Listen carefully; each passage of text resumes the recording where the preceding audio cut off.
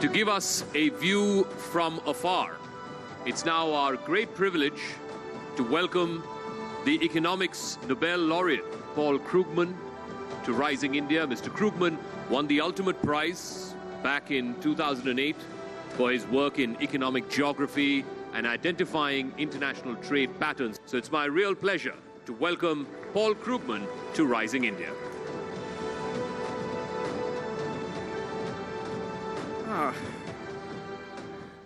I'm not an expert on India. That I hope will be clear. I do have a fair bit to say about India in the context of the world economy, but I want to start by talking about some more global issues, and then focus in on where India fits into the story. And I actually thought that it would be interesting, perhaps, to give you a little bit of a personal retrospective. That may seem a little odd here, but I think it's relevant. So I went to graduate school in the 1970s. I got my PhD in that decade. And at that point in one's life, you need to decide what your specialty is going to be, what area is going to be the piece of economics that you're going to focus on. And it was clear to me that from the point of view of serving humanity, what I really should work on was development economics. There was no issue more important to the world, still is no issue more important to the world than the question of how to help poorer countries become less poor. And I didn't do it because I was a coward, because in the 1970s, development economics was a deeply depressing field. In the 1970s, development economics was mostly non-development economics. It was about the question of why poor countries didn't seem to be able to get richer, why there didn't seem to be any convergence, why the division of the world between wealthy nations and poor nations seemed to have stabilized, seemed to have frozen, and there was really no progress in closing that gap, why countries were not making their way up.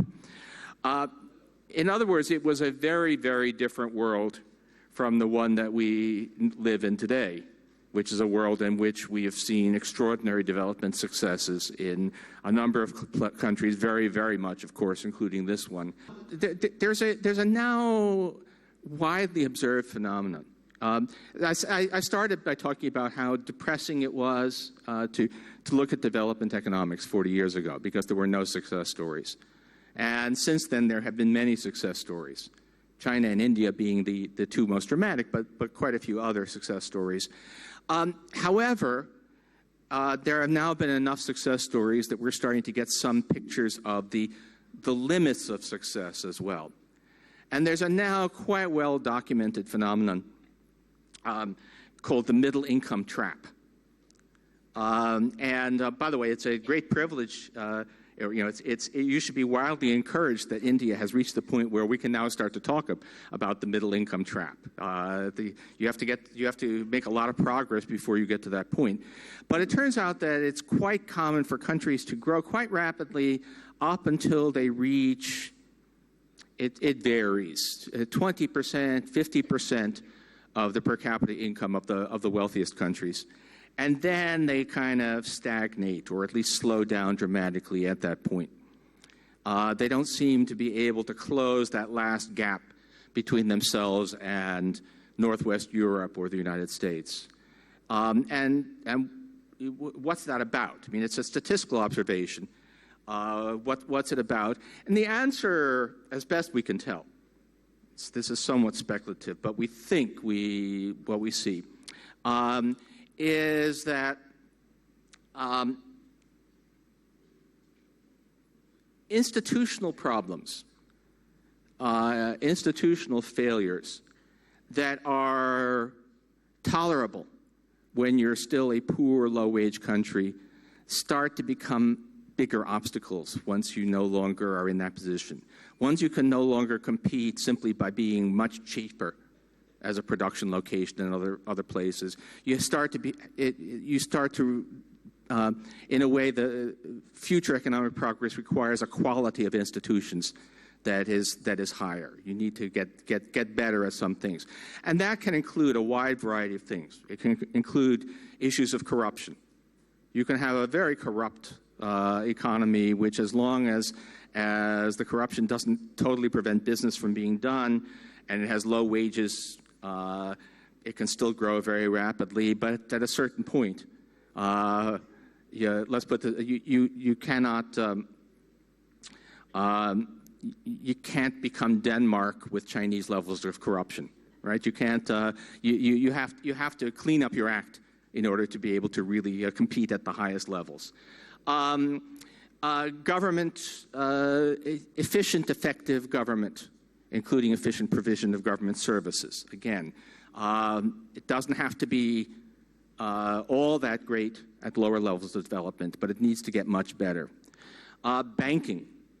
The banking system has to. The banking system doesn't have to be great when companies can largely finance themselves through reinvestment of profits, or when the investment opportunities are so large that even a not very effective banking system can do the job. You need to get a lot better at that in order to be able to close that final hurdle. And so you all know India far better than I do, but it's not hard to see that India needs a lot of institutional progress, needs to go a long way to get up to the kind of performance that one sees at in the most advanced countries, and that means that India is potentially susceptible to running into this middle income trap. But let me just end by saying the story so far of India is wildly, wildly encouraging. If someone had told me 40 years ago that India would look now the way it does, that India's prospects would have looked the way they do, I would have said, you're dreaming. If the person had been Indian, I would have said your patriotism is leading you into bizarre optimism. In fact, it's a marvelous, incredible story, and probably the future looks even brighter than the past does. Thank you all very much.